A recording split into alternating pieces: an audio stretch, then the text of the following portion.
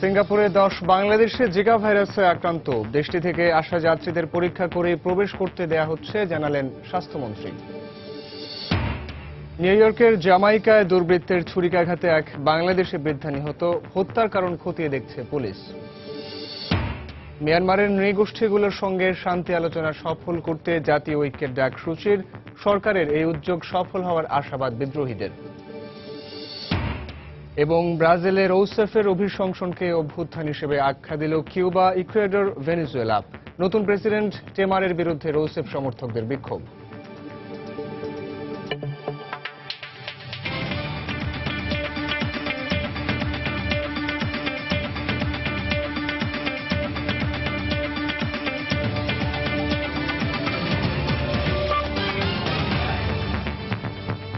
আন্তর্জাতিক সময় সঙ্গে আছি আমি সাইফুল রুদ্র। সিঙ্গাপুরে 10 বাংলাদেশি জিকা ভাইরাসে আক্রান্ত হয়েছেন। দেশটিতে বাংলাদেশের হাই কমিশনের পক্ষ থেকে এই তথ্য জানানো হয়। দক্ষিণ পূর্ব এশিয়ার বিভিন্ন দেশে ছড়িয়ে পড়ছে মশাবাহিত রোগ জিকার প্রকোপ। এদিকে মালয়েশিয়ায় প্রথমবারের মতো একজনের দেহে এই ভাইরাসের অস্তিত্ব শনাক্ত হয়েছে বলে জানিয়েছে সে দেশের স্বাস্থ্য অধিদপ্তর। মশাবাহিত রোগ জিকার প্রকোপ ঠেকাতে মশা নিধন কর্মসূচি জোরদার করেছে সিঙ্গাপুর। সেই সঙ্গে সাধারণ মানুষের মধ্যে জনসচেতনতা বাড়াতে কাজ করছে দেশটির সরকার। সিঙ্গাপুরে এ পর্যন্ত 80 জনেরও বেশি জিকায় আক্রান্ত হওয়ার খবর পাওয়া গেছে। এর মধ্যেই বৃহস্পতিবার সেখানে কয়েকজন বাংলাদেশির দেহেও এই ভাইরাসের অস্তিত্ব শনাক্ত হওয়ার খবর জানায় বাংলাদেশ দূতাবাস।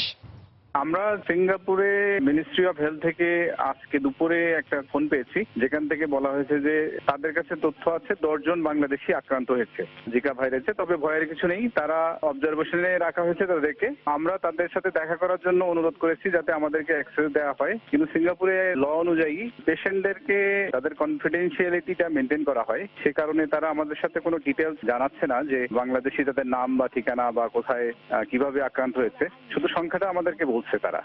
এছাড়া সিঙ্গাপুরে বসবাসরত 13 জন ভারতীয়, 21 চীনা ও একজন ইন্দোনেশীয় নাগরিক জিকায় আক্রান্ত হয়েছে বলে জানায় দেশটির স্বাস্থ্য দপ্তর।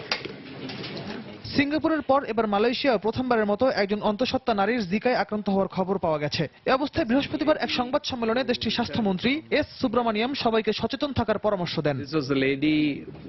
যে নারীর দেহে জিকার অস্তিত্ব পাওয়া গেছে তিনি গত 21শে আগস্ট সিঙ্গাপুর থেকে মালয়েশিয়ায় আসেন। এটাই মালয়েশিয়ায় প্রথম কোনো ব্যক্তি জিকায় আক্রান্ত হওয়ার ঘটনা। এ ভাইরাসের বিস্তার রোধে আমরা প্রয়োজনীয় ব্যবস্থা নিয়েছি। পাশের দেশ ইন্দোনেশিয়ায় জিকা ভাইরাসের বিস্তার ঠেকাতে প্রতিরোধমূলক ব্যবস্থা বাড়িয়েছে সেদেশের কর্তৃপক্ষ। জনসচেতনতা বাড়ানোর পাশাপাশি জিকা শনাক্তকরণ যন্ত্রের সাহায্যে পরীক্ষা করা হচ্ছে বিদেশি নাগরিকদের। এদিকে থাইল্যান্ড, ফিলিপিন্স, ভিয়েতনামেও জিকার সংক্রমণ ছড়িয়ে পড়ার ঝুঁকি রয়েছে বলে জানায় বিশ্ব স্বাস্থ্য সংস্থা। রিয়াদুল ইসলাম, সময় সংবাদ। এদিকে জিকা ভাইরাসের বিস্তার রোধে দেশের আন্তর্জাতিক বিমানবন্দরগুলোতে সিঙ্গাপুর থেকে আসা সব যাত্রীদের স্ক্যানিং করে প্রবেশ করতে দেওয়া হচ্ছে বলে জানিয়েছেন স্বাস্থ্যমন্ত্রী মোহাম্মদ নাসিম। শরীয়তপুর উচ্চ বালিকা বিদ্যালয়ের শিক্ষিকা নাজমা বেগম বুধবার নিউ ইয়র্কের জামাইকায় দুর্বৃত্তের ছুরিকাঘাতে নিহত হয়েছেন। কে বা কারা কি উদ্দেশ্যে এই হত্যাকাণ্ড চালিয়েছে তা খতিয়ে দেখছে পুলিশ। ঘটনার বিস্তারিত জানতে আমরা কথা বলেছি আমাদের নিউ ইয়র্ক প্রতিনিধি শিহাবুদ্দিন কিসলুর সঙ্গে। আমি এই মুহূর্তে আছি অধ্যাপক শামসুল আলমের বাসায়। নবাবপুর সরকারি হাই স্কুলের শিক্ষিকা নাজমা বেগম আজকে সন্ধ্যায় মর্মান্তিকভাবে দুর্বৃত্তের ছুরিকাঘাতে নিহত হয়েছেন নিউ ইয়র্কের বাঙালি অধ্যুষিত জামাইকাতে, এবং এই বাড়িতে এখন শোকে স্তব্ধ। কেন নাজমা বেগমকে দুর্বৃত্তরা হত্যা করেছে সে বিষয়টি এখনো নিশ্চিত নয়। পুলিশের তদন্ত চলছে, এটি কি আসলে বিদ্বেষমূলক হত্যাকাণ্ড কিনা সে বিষয়টি এখনো খতিয়ে দেখছে পুলিশ। বাজার নিয়ে বাসায় ফেরার পথে দুজনের দূরত্ব একটু হয়েছিল এবং নাজমা বেগম আগে চলছিলেন, তার প্রায় 200 গজ পেছনে আসছিলেন অধ্যাপক শামসুল আলম। হঠাৎ করে অধ্যাপক শামসুল আলম শুনতে পান আর্তনাদ এবং তিনি এগিয়ে গিয়ে দেখেন যে এই আর্তনাদার কারণ নয়, এই আর্তনাদ তার স্ত্রী নাজমা বেগমের, এবং তিনি তখনও বুঝে উঠতে পারেননি আসলে ঘটনাটি কি ঘটেছে।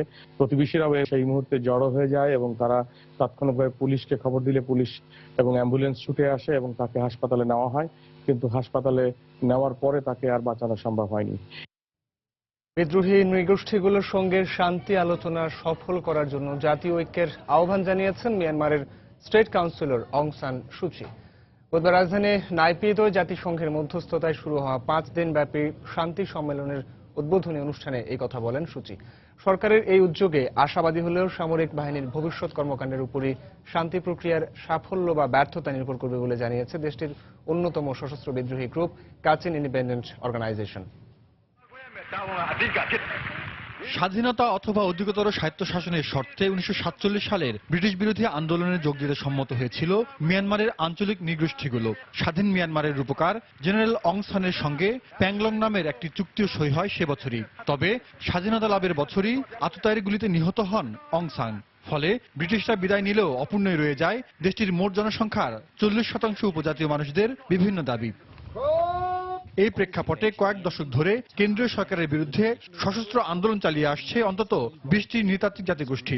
তবে গেল বছরের নভেম্বরে গণতন্ত্রপন্থী নেত্রী অং সান সুচির দল ন্যাশনাল লিগ ফর ডেমোক্রেসি ক্ষমতায় এলে শুরু হয় শান্তি আলোচনা। এর ধারাবাহিকতায় বুধবার রাজধানী নাইপিদোয় ঐতিহাসিক সম্মেলনে যোগ দেয় দেশটির সংখ্যালঘু রোহিঙ্গা সহ কারেন, কাচিন, চীনের মতো 17টি বিদ্রোহী গ্রুপ। সুচির প্রয়াত বাবার ঐক্য প্রক্রিয়ার স্মরণে এর নাম দেওয়া হয়েছে 21 শতকের প্যাংলং। সম্মেলনের উদ্বোধন করতে গিয়ে মিয়ানমারের শান্তি প্রতিষ্ঠার স্বার্থে দেশের সকল ধর্ম, বর্ণ ও নৃগোষ্ঠীর মানুষদের ঐক্যবদ্ধ হবার আহ্বান জানান মিয়ানমারের স্টেট কাউন্সিলর অং সান সুচি।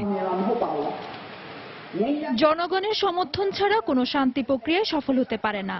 জাতীয় নেতৃবৃন্দ যদি জনগণের উপর শান্তির ফর্মুলা চাপিয়ে দেয় তবে তা কাজে আসবে না। সম্মেলনের আয়োজনের চূড়ান্ত লক্ষ্য অর্জন সম্ভব হবে না যদি না দেশবাসীর সমর্থন ও শান্তি প্রক্রিয়ায় সাধারণ মানুষের অংশগ্রহণ থাকে।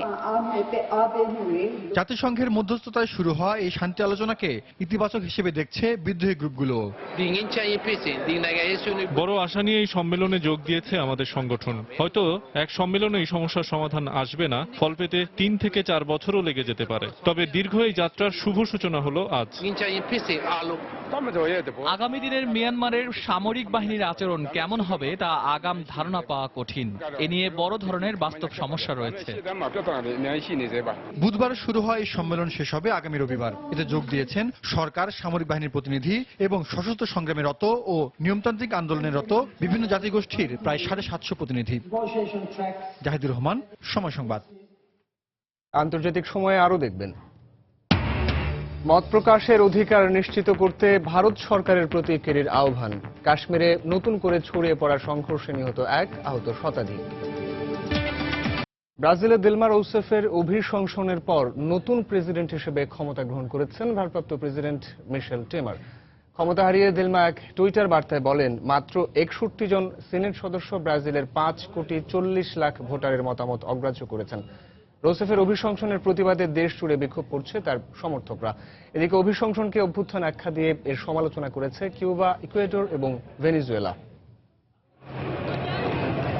সাবেক প্রেসিডেন্ট দিলমা রৌসেফের পক্ষে বিপক্ষে বুধবারও বিক্ষোভ হয় ব্রাজিলে। সাও পাওলোতে দিলমার সমর্থক বিক্ষোভকারীদের ছত্রভঙ্গ করতে পুলিশ লাঠিচার্জ এবং টিয়ারশেল নিক্ষেপ করে। আটক করে নিয়ে যায় বেশ কয়েকজন বিক্ষোভকারীকেও। তারপরও দমে না যেয়ে দেশের এই ক্রান্তিকালে রৌসেফের পাশে থাকার প্রত্যয়ে বিক্ষোভ চালিয়ে যায় তারা। রৌসেফপন্থীরা যখন তাকে অভিশংসন না করার জন্য সাও পাওলোতে বিক্ষোভ করছেন, তখন রিও ডি জেনেরোতে বিক্ষোভ চলছে তার বিপক্ষে। তাকে দুর্নীতিবাজ আখ্যা দিয়ে অভিশংসনের মুখোমুখি করার জোর দাবি জানানো হয়। এমন পাল্টাপাল্টি বিক্ষোভের মধ্যেই সিনেটের ভোটাভুটির ফল আসে। দিলমাকে অভিশংসন করার পক্ষে মতামত দেন 81 জন সিনেটরের 61 জনই। এর ফলে স্থায়ীভাবেই পদচ্যুত হন প্রেসিডেন্ট দিলমা রৌসেফ। সিনেটের এই সিদ্ধান্তে ন্যায় বিচার প্রতিষ্ঠা পায়নি বলে প্রতিক্রিয়া রৌসেফের। এক টুইটার বার্তায় তিনি বলেন, ব্রাজিলে মাত্র 61 জন সিনেটের সদস্যের কারণে 5.5 কোটি ভোটারের মতামত ভুলণ্ঠিত হলো। তার এক আইনজীবী জানিয়েছেন, সিনেটের এই সিদ্ধান্তের বিপক্ষে সর্বোচ্চ আদালতে আপিল করার কথা ভাবছেন রৌসেফ। অভিশংসনের ফলে এ দফায় ক্ষমতাচ্যুত হলেও পরবর্তী নির্বাচনে অংশ নিয়ে আবারও জয়ী হয়ে আসার প্রত্যয় ব্যক্ত করেন দিলমা। তার অপসারণের ফলে ক্ষমতাসীন হয়েছেন ভারপ্রাপ্ত প্রেসিডেন্ট মিশেল টেমার। ক্ষমতা গ্রহণের পরপরই জাতির উদ্দেশ্যে ভাষণে তিনি জনগণের প্রতি ব্যক্তি স্বার্থকে উপেক্ষা করে দেশের স্বার্থকে সর্বোচ্চ গুরুত্ব দেওয়ার আহ্বান জানান। কংগ্রেস যে সিদ্ধান্ত নিয়েছে তা গণতান্ত্রিক এবং স্বচ্ছ। সব অনিশ্চয়তার অবসান হয়েছে। এখন আমরা দেশের অর্থনীতিকে এগিয়ে নেওয়ার জন্য চেষ্টা করব। আমি প্রতিশ্রুতি দিচ্ছি রাজনৈতিক অস্থিতিশীলতার জন্য দেশের অর্থনীতিতে যে ক্ষতি হয়েছে তা কাটিয়ে ওঠার। তবে কিউবার পক্ষ থেকে রৌসেফের অভিশংসনের তীব্র সমালোচনা করা হয়েছে। লাতিন আমেরিকার অন্য দুটি দেশ ভেনেজুয়েলা এবং ইকুয়েডরের পররাষ্ট্র মন্ত্রণালয়ের পক্ষ থেকে বলা হয়েছে রৌসেফের পদচ্যুতির ফলে ব্রাজিলের সাথে তাদের সম্পর্কের টানাপোড়েন দেখা দিতে পারে। দুর্নীতি এবং জনসমর্থন হারানোর ভয়ে নির্বাচনের আগে কারসাজি করে বাজেটের ঘাটতির তথ্য গোপন ও প্রবৃদ্ধির হিসাব বাড়িয়ে উপস্থাপন করা এবং দুর্নীতির অভিযোগে অভিশংসন প্রস্তাব আনা হয় দিলমা রৌসেফের বিরুদ্ধে। তানজিম মুনিয়াত, সময় সংবাদ। সিরিয়ায় কুর্দি বিদ্রোহী ও অন্যান্য যেসব গোষ্ঠী আইএসের বিরুদ্ধে লড়ছে তাদের উপর বোমা হামলা না চালাতে তুরস্কের প্রতি আহ্বান জানিয়েছে রাশিয়া। জারাবলুসে ফ্রি সিরিয়ান আর্মি ছাড়া কুর্দি বিদ্রোহী বা অন্য কোনো গোষ্ঠী অবস্থান করলে তাদের উপর হামলা চালানো হবে বলে হুঁশিয়ারি দিয়েছে আঙ্কারা। তুরস্কের বিরুদ্ধে হুমকি এমন গোষ্ঠীগুলোর নির্মূল না হওয়া পর্যন্ত সিরিয়ায় অভিযান চলবে বলে ঘোষণা দিয়েছেন তুর্কি প্রধানমন্ত্রী বিনালি ইলদিরিম। এদিকে সিরিয়ার উত্তরাঞ্চলীয় হোমা প্রদেশে কৌশলগতভাবে গুরুত্বপূর্ণ একটি শহর আইএসের কাছ থেকে দখল নেওয়ার দাবি করেছে বিদ্রোহী গ্রুপ ফ্রি সিরিয়ান আর্মি। সিরিয়ার উত্তরাঞ্চলীয় জারাবলুসে তুর্কি বাহিনী অভিযান শুরুর এক সপ্তাহ পর সেখানে আইএসের উপস্থিতি নেই। তবে শহরটির বিভিন্ন স্থাপনার দেয়ালে রয়ে গেছে জঙ্গি গোষ্ঠীটির চিহ্ন। তুর্কি সামরিক বাহিনীর সহায়তায় শহরটি এখন বিদ্রোহী গ্রুপ ফ্রি সিরিয়ান আর্মির নিয়ন্ত্রণে। জারাবলুসের বাসিন্দারা বাড়ি ফিরতে শুরু করায় শহরটিতে আইএসের বিভিন্ন ধ্বংসযজ্ঞের চিহ্ন মুছে অবকাঠামো পুনর্নির্মাণের চেষ্টা চালাচ্ছে কয়েকটি স্বেচ্ছাসেবী সংগঠন। আইএস সদস্যরা পালানোর সময় হাসপাতালটির সব যন্ত্রপাতি নিয়ে যাওয়ার পাশাপাশি দরজা জানালা ভেঙে দিয়ে গেছে। আমরা পার্শ্ববর্তী শহর থেকে প্রাথমিক কিছু ওষুধপত্র ও চিকিৎসা সরঞ্জাম এনে কার্যক্রম শুরু করছি। এদিকে জারাবলুসকে আইএস মুক্ত ঘোষণা দিলেও শহরটির কিছু এলাকায় কুর্দি ওয়াইপিজি বিদ্রোহীরা অবস্থান করায় তা এখন তুরস্কের মাথা ব্যথার কারণ হয়ে দাঁড়িয়েছে। এই অবস্থায় ইউফ্রেটিসের পশ্চিম তীর অর্থাৎ জারাবলুসের আশপাশে যেসব সিরিয়ান কুর্দি অবস্থান করবে তাদের উপর হামলা চালানো হবে বলে ঘোষণা দিয়েছে আঙ্কারা।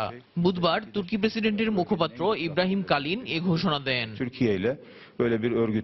এদিকে সিরিয়ায় অভিযান অব্যাহত রাখার বিষয়ে তুর্কি প্রেসিডেন্টের ঘোষণার সঙ্গে সুর মিলিয়েছেন প্রধানমন্ত্রী বিনালি ইলদিরিমও।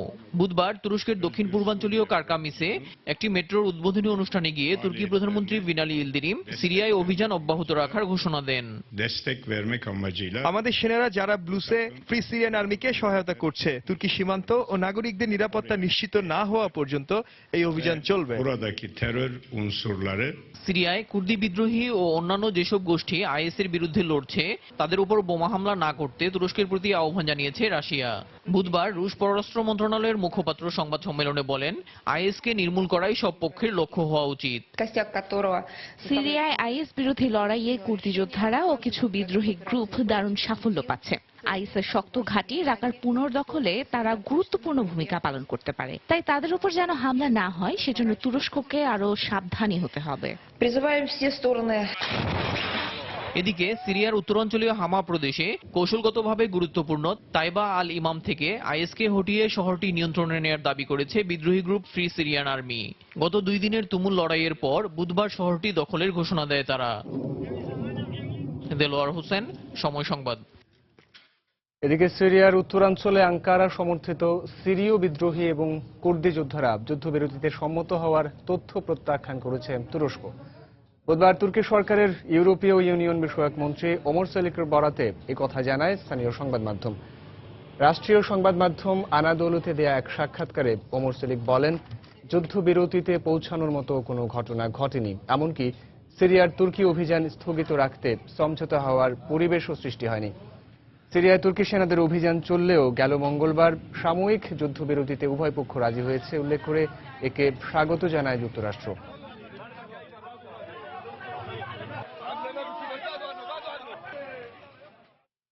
আন্তর্জাতিক সময় আরও যা দেখবেন। যুক্তরাষ্ট্রে অভিবাসী ঠেকাতে সীমান্তে দেয়াল নির্মাণের পুরো অর্থ মেক্সিকো দেবে বললেন ট্রাম্প। এ বিষয়ে কোনো আলোচনা হয়নি দাবি মেক্সিকান প্রেসিডেন্টের।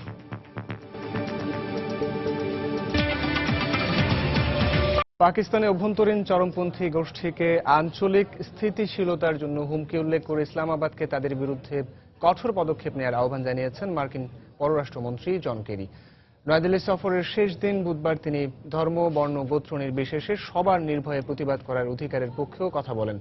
এদিকে কাশ্মীরের বারামুল্লা জেলায় বিক্ষোভকারীদের সঙ্গে আইন শৃঙ্খলা রক্ষা বাহিনীর সংঘর্ষে একজন নিহত ও শতাধিক আহত হয়েছেন।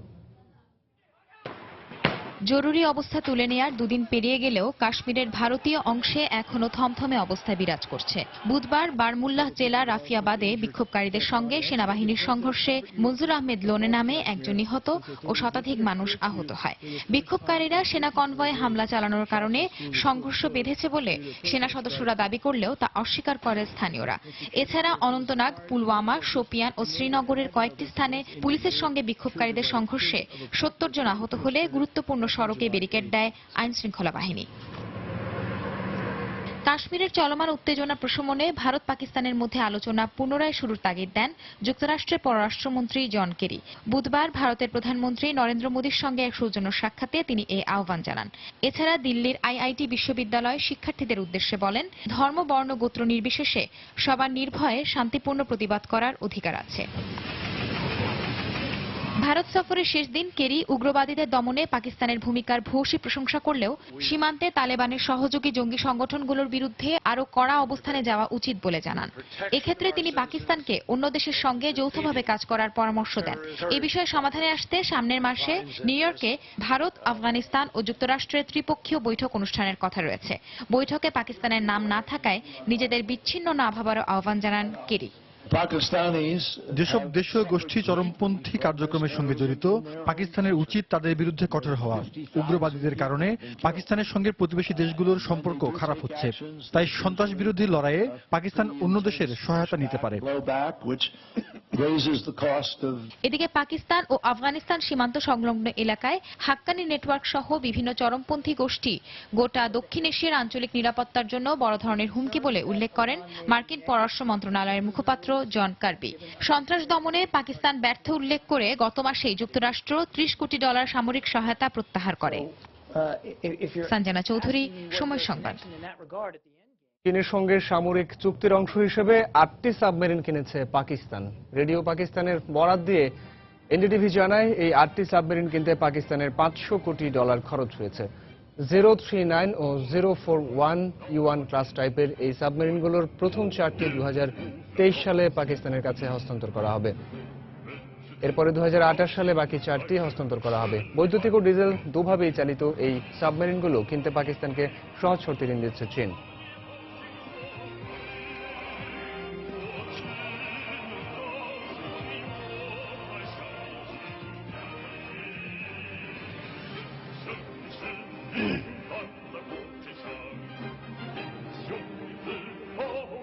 যুক্তরাষ্ট্রে অভিবাসন প্রত্যাশীদের ঠেকানোর জন্য সীমান্তে দেয়াল নির্মাণের পুরো অর্থ মেক্সিকো সরকার দেবে তা শতভাগ নিশ্চিত করে দাবি করেছেন ডোনাল্ড ট্রাম্প। তবে মেক্সিকোর প্রেসিডেন্ট এনরিক পেনো নিয়েতো বলেছেন, এই বিষয়ে কোনো কথাই ট্রাম্পের সাথে তার হয়নি। আর ট্রাম্পের মেক্সিকো সফরের সমালোচনা করেছেন ডেমোক্রেটিক প্রার্থী হিলারি ক্লিন্টন। এদিকে ট্রাম্পের সফরের বিরোধিতা করে বিক্ষোভ করেছেন ক্ষুব্ধ মেক্সিকানরা। ডোনাল্ড ট্রাম্পের সফরকে কেন্দ্র করে মেক্সিকো সিটিতে বুধবার বিক্ষোভ হয়। তাদের বক্তব্য, মার্কিন প্রেসিডেন্ট নির্বাচনে রিপাবলিকান দলের এই প্রার্থী যেহেতু অভিবাসন নীতিতে উদার নয়, তাই কোনোভাবেই তিনি মেক্সিকোতে প্রবেশ করতে পারবেন না। এই প্ল্যাকার্ড, কার্টুন আর স্লোগান নিয়ে আমরা শুধু একটা কথাই বোঝাতে চাচ্ছি, তা হচ্ছে ট্রাম্প কোনোভাবেই এখানে আমন্ত্রিত নন। আমরা এখনো ভুলে যাইনি আমাদের অভিবাসী ভাই বোনদের নিয়ে ট্রাম্প কেমন কটূক্তি করেছেন। আমরা চাই যে কোনো মূল্যে ট্রাম্প যেন এবার মার্কিন প্রেসিডেন্ট নির্বাচিত না হন। বিক্ষোভ যখন চলমান তখন ট্রাম্প আলোচনায় বসেন মেক্সিকোর প্রেসিডেন্ট পেনা নিয়েতোর সঙ্গে। বৈঠক শেষে ট্রাম্পের পক্ষ থেকে জানানো হয়, অভিবাসন নীতি এই আলোচনার মূল বিষয় ছিল। সাথে দ্বিপাক্ষিক সম্পর্ক উন্নয়ন নিয়েও আলোচনা হয়। কোনো ঝামেলা ছাড়াই বৈঠক শেষ হলেও বৈঠকের পর বাধে যত বিপত্তি। ট্রাম্প আগেই জানিয়েছেন, অভিবাসীদের ঠেকাতে নির্বাচিত হলে মেক্সিকো সীমান্তে দেয়াল তৈরি করবেন তিনি। আটকে দেবেন মেক্সিকানদের যুক্তরাষ্ট্র প্রবেশের পথ। তিনি আরো বলেন, মার্কিন নিরাপত্তা হুমকির মুখে পড়েছে এই অবৈধ অভিবাসীদের জন্য। স্বভাবতই এত কথার পর ট্রাম্প মেক্সিকো সফরে গিয়ে তার অবস্থানে অনড় রয়েছেন কিনা তা প্রশ্ন করে গণমাধ্যম। এই প্রশ্নের জবাবে ট্রাম্প বলেন, সীমান্তে দেয়াল হবে এবং তা হবে মেক্সিকোর অর্থায়নে, তা শতভাগ নিশ্চিত। অভিবাসন নীতির প্রশ্নে কোনো ছাড় নেই। এই দেয়াল তৈরি হবে, আর তা হবে মেক্সিকোর অর্থে। ট্রাম্পের এই বক্তব্যের পর পেনা নিয়েতো বলেন এই বিষয়ে কোনো কথাই হয়নি বৈঠকে, তাই এতে একমত হওয়ার কোনো প্রশ্নই ওঠে না। এদিকে প্রতিবেশী দেশের প্রতি এমন নেতিবাচক মনোভাব পোষণ, সীমান্ত দেয়াল তৈরি আর সফরের সমালোচনা করেছেন ট্রাম্পের প্রতিপক্ষ হিলারি ক্লিন্টন। তানজিব মুনিয়াত, সময় সংবাদ। 50 বছরেরও বেশি সময় পর প্রথমবারের মতো কিউবার সঙ্গে মার্কিন বাণিজ্যিক বিমান চলাচল শুরু হয়েছে। বুধবার স্থানীয় সময় সকাল 9:45টায় যুক্তরাষ্ট্রের পরিবহন মন্ত্রী অ্যান্থনি ফক্স সহ 150 জন যাত্রী নিয়ে ফ্লোরিডা থেকে উড্ডয়নের 1 ঘণ্টা পর কিউবার সান্টা ক্লারা বিমানবন্দরে অবতরণ করে উড়োজাহাজটি। দীর্ঘ 5 দশকের বৈরিতার পর 2010 সালের ডিসেম্বরে যুক্তরাষ্ট্র কিউবা কূটনৈতিক সম্পর্ক চালু হয়। পরে বাণিজ্যিক চুক্তির আওতায় যুক্তরাষ্ট্রের 10টি বিমান কোম্পানিকে কিউবায় নিয়মিত যাত্রী পরিবহনের অনুমতি দেয় ওবামা প্রশাসন। যুক্তরাষ্ট্র কিউবার মধ্যে এখন থেকে প্রতিদিন 110টি ফ্লাইট যাতায়াত করবে।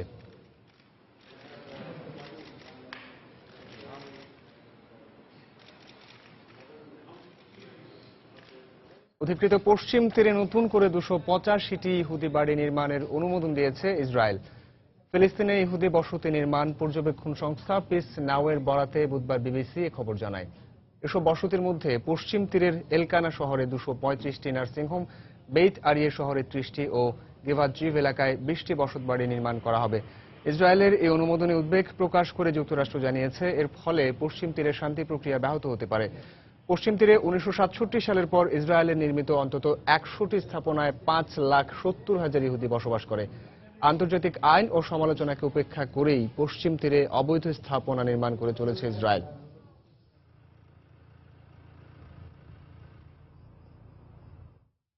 ইরাকে আল কায়েদা জঙ্গি গোষ্ঠীর 7 সদস্যকে ফাঁসিতে ঝুলিয়ে মৃত্যুদণ্ড কার্যকর করা হয়েছে। বুধবার ইরাকের দক্ষিণাঞ্চলীয় ধিকার প্রদেশের নাসিরিয়া জেলে তাদের ফাঁসি কার্যকর করা হয়। প্রদেশ গভর্নর জানান, এই 7 জন মিশর, তিউনিসিয়া, লিবিয়া, সুদান ও জর্ডানের নাগরিক। 4 বছর ধরে এরা আটক ছিলেন। কিছুদিনের মধ্যে আরও 60 আল কায়েদা সদস্যের একই জেলে মৃত্যুদণ্ড কার্যকর করা হবে বলে জানিয়েছেন তিনি।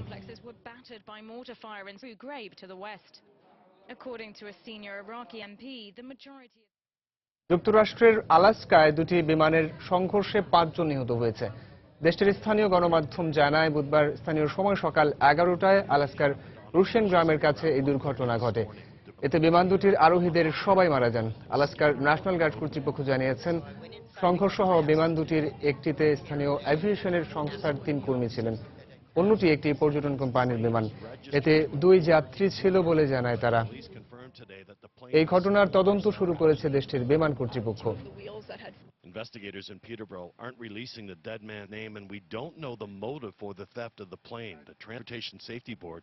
ভারতের উত্তরপ্রদেশে ট্রেনে বিস্ফোরণের মামলায় বাংলাদেশি হুজি নেতা ওবায়দুর রহমানকে মৃত্যুদণ্ড দিয়েছে প্রাদেশিক অতিরিক্ত দায়রা জজ আদালত। দেশটির স্থানীয় গণমাধ্যম জানায়, মঙ্গলবার একই আদালতে তাকে হামলার ঘটনায় দোষী সাব্যস্ত করা হয়েছিল। বুধবার আদালত কর্তৃপক্ষ জানায়, ভারতীয় পেনাল কোডের আওতায় হত্যা চেষ্টা ও ষড়যন্ত্রের অভিযোগে মৃত্যুদণ্ডের পাশাপাশি তাকে 10,30,000 রুপিও জরিমানা করা হয়েছে। সম্প্রতি ওই ঘটনায় আরেক বাংলাদেশি আলমগীর ওরফে রনিকে মৃত্যুদণ্ড দেন একই আদালত। ওবায়েদ ও আলমগীর দুজনই নিষিদ্ধ জঙ্গি সংগঠন হরকতুল জিহাদ হুজির সদস্য। 2005 সালে শ্রমজীবী এক্সপ্রেসে বোমা বিস্ফোরণের ঘটনায় 12 জন নিহত ও অন্তত 60 জন আহত হয়েছিলেন। 14 लोग मारे गए थे, जिनमें 11 यात्री बिहार के थे। इस मामले में मुख्य आरोपी रोनी को পশ্চিমবঙ্গের মুখ্যমন্ত্রী মমতা বন্দ্যোপাধ্যায়ের সঙ্গে সৌজন্য সাক্ষাৎ করেছেন বাংলাদেশের প্রধানমন্ত্রী শেখ হাসিনার অর্থনীতি উপদেষ্টা ডক্টর মুশিউর রহমান। বুধবার বিকেলে রাজ্য সচিবালয় নবান্নে সাক্ষাৎকালে ভারত বাংলাদেশ সম্পর্ক আরও এগিয়ে নেওয়ার আশাবাদ ব্যক্ত করা হয়। প্রায় 40 মিনিট ধরে বৈঠক অনুষ্ঠিত হয়, তবে আলোচনার বিষয় নিয়ে কোনো পক্ষই সংবাদ মাধ্যমকে কিছু জানাননি। বৈঠকের সময় কলকাতায় বাংলাদেশের উপরাষ্ট্রদূত জকি আহাদ উপস্থিত ছিলেন।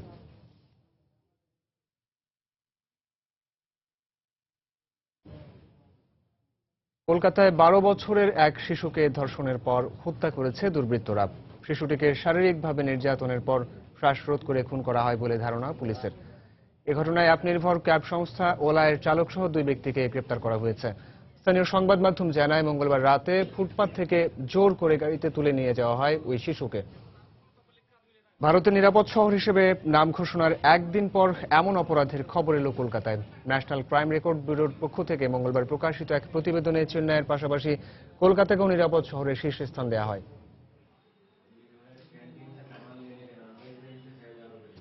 2015 সালে ভারতে 34,651টি ধর্ষণের ঘটনা ঘটেছে। National crime records bureau NCRB এই তথ্য প্রকাশ করেছে। তারা জানায় 6 বছর বয়স থেকে 60 বছর বয়সী নারীও ধর্ষণের শিকার হয়েছেন। এই ঘটনায় ধর্ষণ চেষ্টার ঘটনা মিলে পুরো সংখ্যা 17,000 ছাড়িয়ে যাবে বলে জানিয়েছে এনসিআরবি। এদিকে মানবাধিকার সংস্থাগুলো বলছে এ বিষয়ে খুবই কম সংখ্যক ঘটনা সংবাদ মাধ্যমে প্রকাশ করা হয়। এমন বহু ঘটনা রয়েছে যা সংবাদ মাধ্যম ও আদালতের অগোচরেই ঘটছে। এদিকে ধর্ষণ ও অশ্লীলতাহানি ঠেকাতে মোবাইল ও বাসে প্যানিক বাটন বা জরুরি সাহায্য সেবা চালুর সিদ্ধান্ত নিয়েছে দেশটির পুলিশ বিভাগ।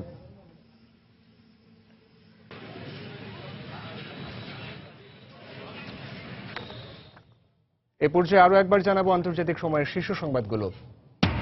সিঙ্গাপুরে 10 বাংলাদেশি জিকা ভাইরাসে আক্রান্ত। দেশটি থেকে আসা যাত্রীদের পরীক্ষা করে প্রবেশ করতে দেওয়া হচ্ছে জানালেন স্বাস্থ্যমন্ত্রী। নিউ ইয়র্কের জামাইকায় দুর্বৃত্তের ছুরিকাঘাতে এক বাংলাদেশি বৃদ্ধা নিহত। হত্যার কারণ খতিয়ে দেখছে পুলিশ। মিয়ানমারের নৃগোষ্ঠীগুলোর সঙ্গে শান্তি আলোচনা সফল করতে জাতীয় ঐক্যের ডাক সূচির। সরকারের এই উদ্যোগ সফল হওয়ার আশাবাদ বিদ্রোহীদের। এবং ব্রাজিলের রৌসেফের অভিশংসনকে অভ্যুত্থান হিসেবে আখ্যা দিল কিউবা, ইকুয়েডর, ভেনেজুয়েলা। নতুন প্রেসিডেন্ট টেমারের বিরুদ্ধে রৌসেফ সমর্থকদের বিক্ষোভ।